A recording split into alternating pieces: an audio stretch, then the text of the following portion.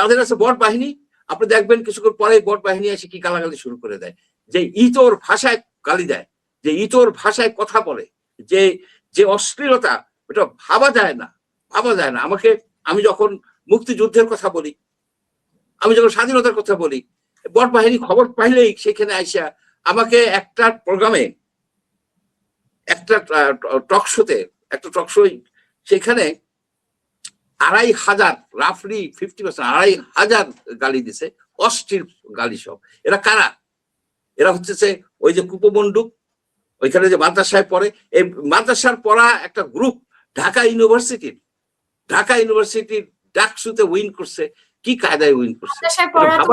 খারাপ না, হয়তো এরা খারাপ ভাবে মানে ব্যবহার করছে, কিন্তু মাদ্রাসায় এখন ওভারঅল আমরা সবাইকে তো আর বলতে পারি না।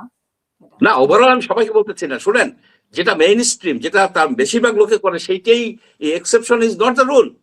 মাদ্রাসায় পড়া অনেক লোকজন আছে না, তারা ভালোই আছে, কিন্তু বেশিরভাগ লোকজন যারা এই গালি দেয়, এই যে অশ্লীল গালিগুলি কারা দেয়, আপনি খুঁজে দেখেন। আমি কিছু কিছু কেস স্টাডি হিসেবে খুঁজে দেখছি তারা কারা দেয় এই গালি। এই গালি থেকে তাদেরকে ফিরাইতে হবে। যদি এই বাংলা ভাষা, বাংলা কালচারকে যদি সুস্থ ধারায় নিতে হয়, তাহলে প্রথমেই আমাদেরকে এইভাবে কঠোর ভাবে বলতে হবে যে তোমরা এরকম লেখবাও না, তোমাদের এই অশ্লীল চিন্তা কেন, তোমাদের এই অশ্লীল চিন্তা কেন, কি কারণে।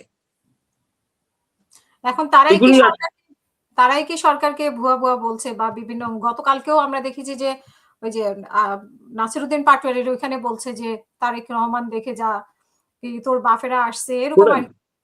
দেখেন একটা কথা, তারেক রহমান সে তো এখন শুধু একটা পলিটিক্যাল পার্টির লিডার না, সে হচ্ছে বাংলাদেশের প্রধানমন্ত্রী, সে হচ্ছে বাংলাদেশের প্রধানমন্ত্রী।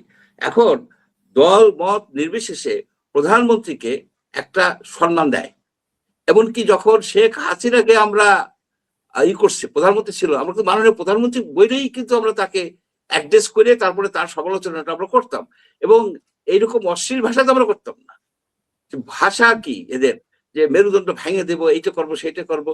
তোমরা যে মেরুদণ্ড ভেঙে দিতে পারবে না, তোমাদের মেরুদণ্ড নষ্ট হয়ে গেছে, কারণ তোমরা দুর্নীতির মধ্যে জড়াই গেছো, তোমরা দুর্নীতির মধ্যে জড়াই গেছো। আজকে দেখলাম, এটা এখন তো এআই জেনারেটেড কিনা, ওই এক ভদ্র মহিলা আরস কাঁপে না, সে জর্জ সরোস ইহুদি, তার কাছ থেকে নাকি $50,000 পাইছে। $50,000 তুমি আন্দোলন করছো, তুমি ঢাকা ইউনিভার্সিটির একজন শিক্ষক, তুমি তো ইহুদির এজেন্ট, যদি ওটা সত্য হয়ে থাকে। আমার কাছে মনে হচ্ছে কাগজটা সত্য, যেভাবে লেখাটাকা আছে। আর সে তো অস্বীকার করে নাই, সে কিন্তু বলে নাই। আর এই গভর্নমেন্টটা, আমি এই সমালোচনাটা করি, দুর্নীতির প্রতি লেনিয়ান্ট। যে অ্যাডভাইজার গুলির সম্বন্ধে এত কথা সোশ্যাল মিডিয়াতে আসলো, মানুষজনে বললো, পত্রপত্রিকা আসলো, তাদেরকে তদন্তের মধ্যে নিল না, অনুসন্ধানের পর্যায়ে নিল না। তার মানে কি, তাদেরকে কি এই সেফ এক্সিট দেওয়া হয়েছে যে তোমাদের কোনো তদন্ত করা হবে না? তোমাদের যদি কোনো তদন্ত করা না হয়, তাহলে এই সরকারও দুর্নীতিবাজ হয়ে যাবে, এ বিষয়ে আমার কোনো সন্দেহ নাই। এই যে শেখ হাসিনার আমলের যে দুর্নীতি, সে দুর্নীতির তদন্তে কত লাগাইলো? আপনি কতগুলি মামলা দিয়ে রেখে দিচ্ছেন।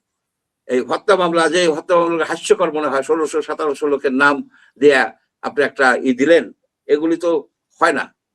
কিন্তু অ্যাকচুয়াল দুর্নীতি যে কাজ, অ্যাকচুয়াল যে অপরাধটা করছে, তারা চাকরি বাণিজ্য করছে, তারা টেন্ডার বাণিজ্য করছে, তারা জমি দখল করছে, তারা তহবিল তছরূপ করছে, এগুলি তো আছে, এগুলি তো কাগজপত্র আছে, অনেকেই অভিযোগ করছে। সেইগুলিকে কেন তারা বিচারের তদন্তের আওতায় আনে না, বিচার করে না? আমার এটি প্রশ্ন, যে এখানে যদি ছাড় দেওয়া হয় আওয়ামী লীগ সরকারের দুর্নীতিবাজদের, এবং এই কেয়ারটেকারের ইন্টারিমের ইউনুসকেও যদি ছাড় দেওয়া হয়, ইউনুসের গ্যাংয়ের তো অনেকে পালাই গেছে, লেফট। ফায়ার স্টার কোথায়? সে দুর্নীতি করে পালাই চলে গেছে, তাকে আপনি আটকাইতে পারলেন না। এরকম আরো তো ক্যাসেজ ফেলে। তাহলে কিন্তু ভবিষ্যতে যে বলে না, আমাদের দেশে বলে যে ঝড় ঝরে, এই গভর্নমেন্টের ভবিষ্যৎ ঝড় ঝরে। সবাই ভাববে কি, যেটা হিউম্যান নেচার, যে ইউনুস সরকারও কিছু হয় না, দুর্নীতি করে 1,000 কোটি টাকা কামাই নিয়ে চলে গেছে, কিছু হয় নাই। শেখ হাসিনা আমরা কামাই নিয়ে চলে গেছে, কিছু হয় নাই। আমরাও কামাই নিয়ে চলে যাব, কিছুই হবে না। মাঝখানে কি হবে? এই বাঙালি জাতি শুধু রক্তই দিবে। তারাই আশা করবে যে একটা দুর্নীতি মুক্ত, একটা স্বচ্ছ, একটা ন্যায়ভিত্তিক সমাজ, রাষ্ট্র, সরকার পাবো, সেটার অধরাই থেকে যাবে। অসংখ্য